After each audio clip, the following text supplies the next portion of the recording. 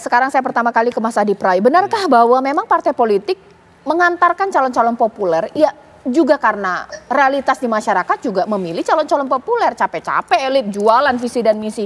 Kalau pemilihnya juga karakternya begitu bagaimana? Secara ideal memang partai politik itu tentu berharap betul bahwa kader terbaik mereka adalah mereka yang diusung untuk berkompetisi di semua level jabatan politik ya.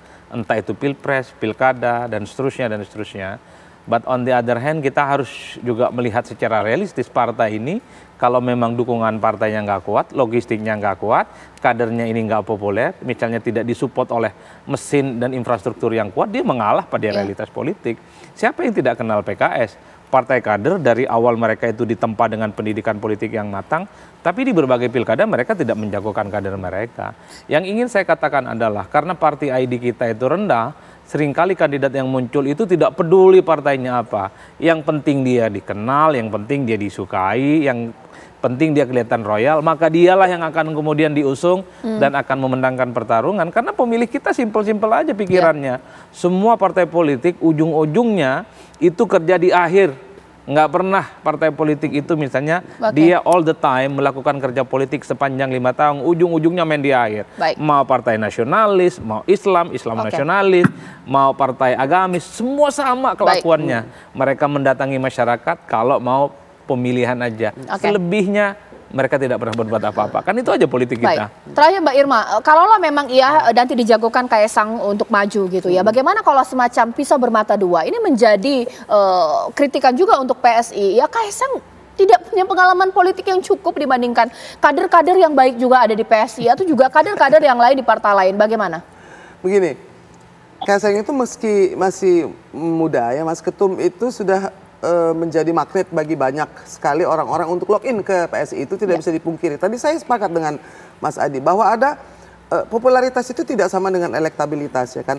Tapi ada memang nama yang menjadi magnet dan tentu saja sebagai ketum yang baru itu menjadi magnet yang membuat banyak sekali orang login ya kan. Lalu juga ternyata kita tidak bisa underestimate orang muda ya kan.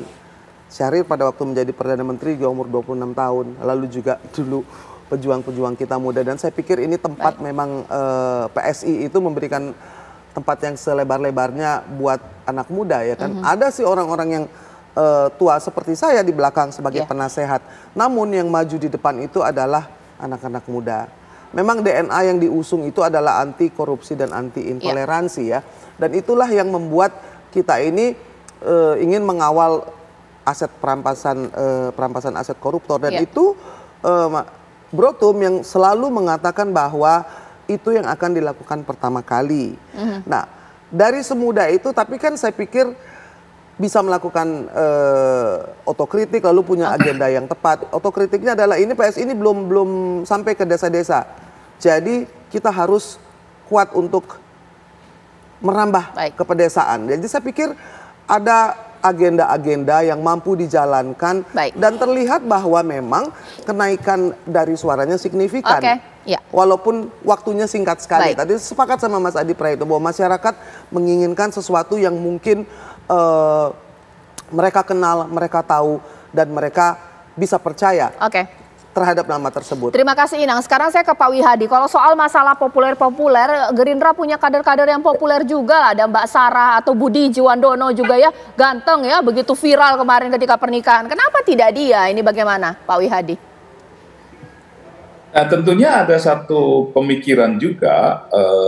Mbak Sarah ini kan juga beberapa kali memang diarahkan untuk menjadi kepala daerah. Namun bagaimanapun juga bahwa kader-kader yang akan dicalonkan di daerah-daerah mana itu kan menjadi pemikiran karena bagaimanapun juga tidak bisa bahwa kader itu kemudian kader itu terkenal di Jakarta dan bukan dari daerah misalnya bukan dari Jakarta terus kemudian dicalonkan di Surabaya. Saya kira tidak bisa seperti itu karena kedaerahan ini cukup kental dalam masalah kepala daerah ini.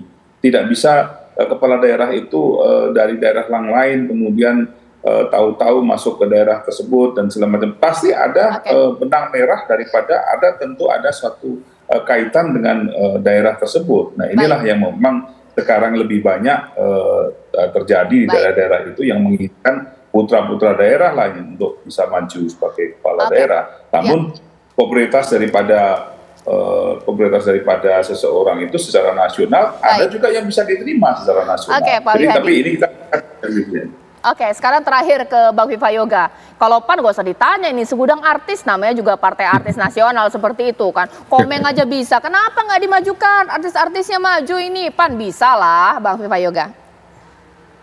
Iya, untuk PAN prioritas utama adalah kader-kader internal yang akan kita calonkan di pilkada yang memiliki nilai popularitas dan nilai elektabilitas yang cukup untuk bisa berkompetisi gitu. Dan nanti akan kita lihat hasilnya.